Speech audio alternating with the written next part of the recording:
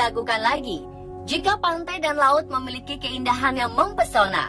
Namun di balik keindahan pantai dan laut tersebut juga menyimpan banyak cerita, mitos, dan legenda. Beberapa orang meyakini adanya beragam sosok makhluk yang menguasai lautan. Mereka dipercaya berkuasa untuk mengendalikan semua hal yang terjadi di lautan. Tapi tak banyak yang tahu kalau penguasa lautan ini ada hampir di setiap negara dengan kisah, legenda, dan kepercayaan yang berbeda. Berikut, On The Spot merangkumnya dalam 7 legenda penguasa laut.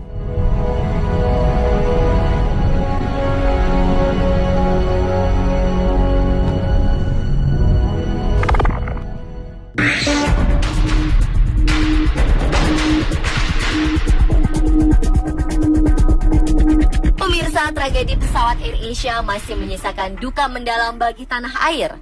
Pencarian korban masih terus dilakukan dan penemuan badan pesawat telah mendapat titik terang.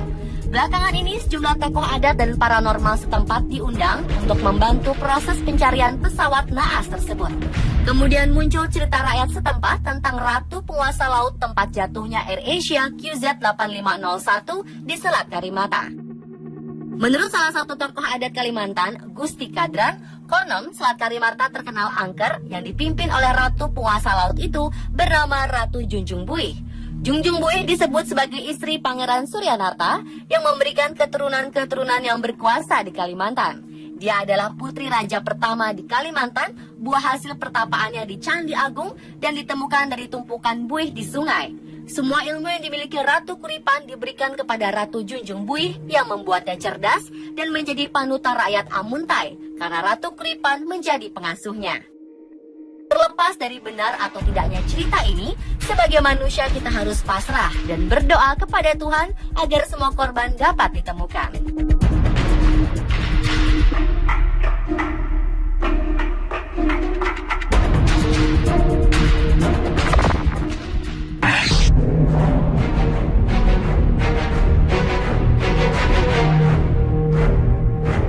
Dalam mitologi Yunani, Poseidon dikenal sebagai dewa penguasa laut, sungai, dan danau. Poseidon selalu digambarkan sebagai seorang pria yang perkasa, berjenggot, dan membawa trisula. Satu pukulan dari trisulanya bisa membelah bumi. Poseidon terkadang digambarkan bertubuh setengah ikan dan mengendarai kereta yang ditarik oleh 2 ekor hipokampos. Seperti kebanyakan dewa laut, ia memiliki kemampuan untuk mengubah wujudnya. Tetapi Poseidon tidak memiliki kekuatan meramal. Figur Poseidon tidak mencirikan karakter keagungan seperti saudaranya Zeus, tetapi lebih mencerminkan ciri khas lautan yang bisa berubah-ubah, kadang bergejolak dan kadang tenang. Orang Yunani kuno percaya jika Poseidon adalah dewa yang menciptakan pulau-pulau baru dan membuat laut menjadi tenang. Tetapi jika Poseidon sedang marah, maka dia akan membenturkan trisulanya dan menyebabkan banjir, gempa bumi, dan kehancuran kapal laut.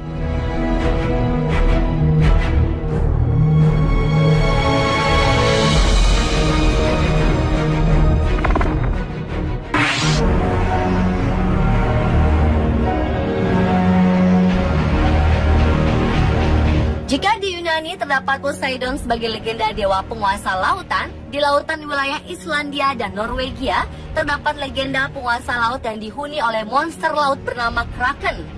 Kisah monster Kraken begitu melegenda di kalangan pelaut Norwegia selama ribuan tahun.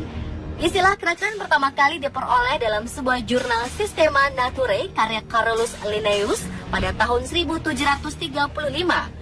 Jurnal itu berisikan nama monster-monster Norwegia yang hidup di abad ke-12. Dalam jurnal tersebut, Kraken dikisahkan sebagai makhluk sangat besar yang hidup di sekitar perairan sebelah utara Norwegia. Sementara itu, Erik Ludvigsen Pontoppidan, uskup Bergen yang juga seorang naturalis, pernah menulis di dalam bukunya Natural History of Norway yang terbit tahun 1752. Menurut Pontoppidan, Kraken memiliki ukuran sebesar sebuah pulau yang terapung dan memiliki tentakel seperti bintang laut. Ia juga menyebutkan kalau makhluk ini bisa menggulung kapal yang lewat dengan tentakelnya dan menariknya ke dasar lautan.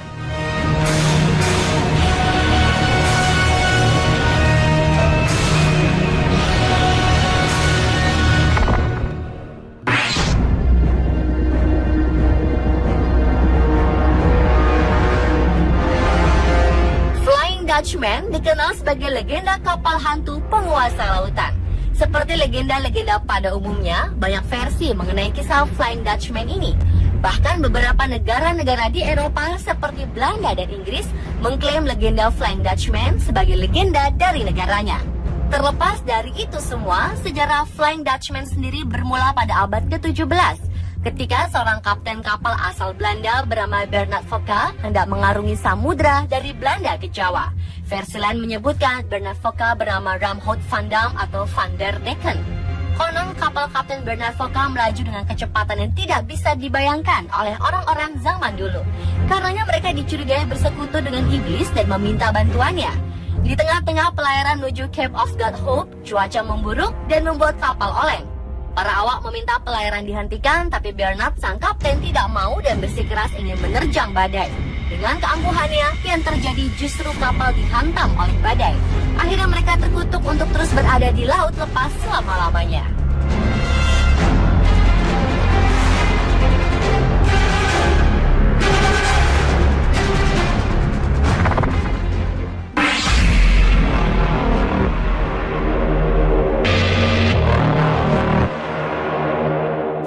Tiongkok juga percaya dengan adanya dewi penguasa laut yang bernama Tian Sang Sengmu atau dikenal pula dengan sebutan Ma Zu atau Mak Choi. Karena hidupnya sederhana dan gemar berbuat kebaikan, masyarakat memanggilnya Lin Sang Ren atau Lin orang yang baik. Ma Zu sendiri sebenarnya adalah seorang gadis bernama Lin Mo yang dilahirkan di keluarga pejabat. Sejak kecil ia dikenal pintar dan mempunyai daya ingat yang baik. Ia juga mampu menyembuhkan orang sakit dan mengajar orang bagaimana untuk mencegah penyakit. Setelah berumur 28 tahun, ia memutuskan untuk naik ke puncak gunung dan menjadi seorang dewi laut. Ia dikenal sebagai dewi laut yang suka menolong para pelaut dan menjadi pelindung etnis Cina dari wilayah selatan. Semenjak zaman dinasti Song sampai dinasti Qing, tidak kurang dari 28 gelar kehormatan yang dianugerahkan oleh kerajaan kepada beliau. Ma Zu juga menjadi sebuah identitas bagi orang-orang Tionghoa. Ini terlihat dari banyaknya kuil Ma Zu yang tersebar di seluruh dunia yang jumlahnya mencapai lebih dari 5.000 kuil.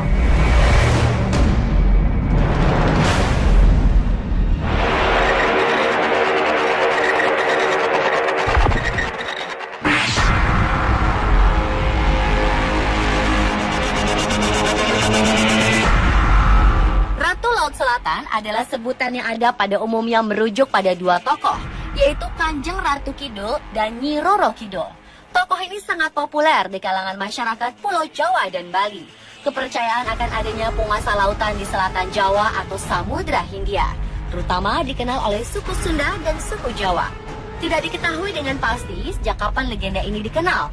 Namun legenda mengenai penguasa mistik pantai selatan mencapai tingkat tertinggi pada keyakinan yang dikenal di kalangan penguasa keraton dinasti Mataram Islam, Kesultanan Yogyakarta, dan Kasunanan Surakarta. Berbagai kisah dan legenda serta mitos-mitos meliputi tokoh legendaris ini. Dan pantai Palabuhan Ratu dikaitkan sebagai tempat berkuasanya sang ratu pantai selatan. Di sekitar lokasi tersebut, tepatnya di Karanghawu, terdapat tempat petilasan Ratu Pantai Selatan yang dapat dikunjungi untuk melakukan ritual tertentu ataupun hanya sekedar melihat-lihat.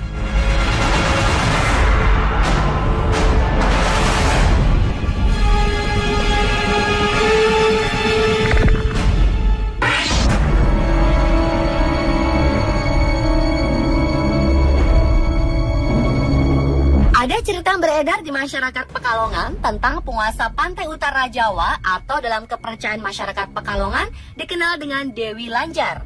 Dewi Lanjar atau Ratu Laut Utara adalah sosok legenda penguasa laut utara Pulau Jawa, khususnya di utara Pekalongan, Jawa Tengah.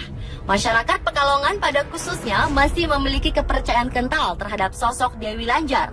Konon keraton Dewi Lanjar terletak di pantai Pekalongan sebelah Sungai Selamaran. Dikisahkan pada zaman dahulu di Pekalongan, hiduplah seorang putri cantik bernama Dewi Rara Kuning yang telah menjadi janda di usia yang sangat muda karena suaminya meninggal beberapa waktu setelah pernikahan mereka. Itulah sebabnya Dewi Rara Kuning kemudian terkenal dengan sebutan Dewi Lanjar. Lanjar adalah sebutan bagi wanita yang bercerai dengan suaminya dalam usia yang masih muda dan belum mempunyai anak. Karena dirundung duka, Dewi Lanjar memutuskan untuk meninggalkan kampung halamannya. dan bertapa di pantai selatan menghadap Ratu Kidul atas nasihat Raja Panembahan Senopati dan Mahapati Singorano. Konon dari pertemuan itu, Dewi Lanjar diperkenankan tinggal di pantai utara Jawa Tengah, terutama di Pekalongan.